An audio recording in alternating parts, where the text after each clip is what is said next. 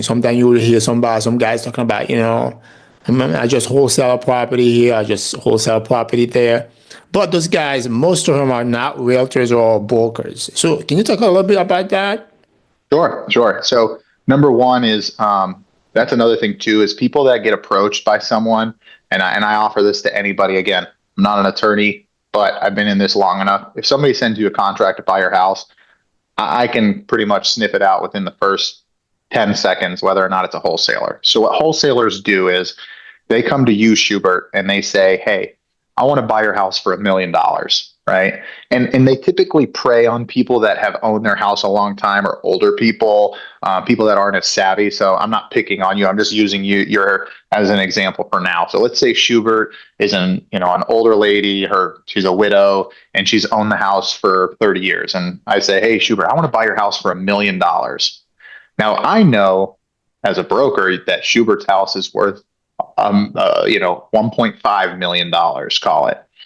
But But I don't know Schubert's lived that in that. because Yeah, it's you been a don't know long that time. forever. You've been there forever, and you bought it for $300,000 in 1980, right? And as a wholesaler, they come in and they say, "I want to buy your house for $1 million." So you're ecstatic because you're like, "Oh my gosh, I never thought I could get that money."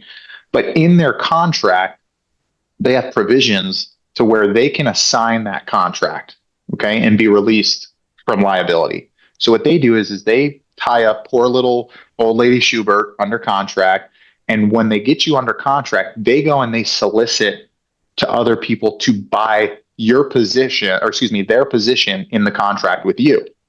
So they take it and they go solicit to all these people and say, "Look, I have a house that's worth $1,500,000, and I'll sell you this contract to buy it at $1 million, but I'm going to sell you the contract position for 200,000." So you're still buying the house for 1.2 million essentially, but poor little old lady Schubert is only getting 1 million, and then the wholesaler is getting 200,000.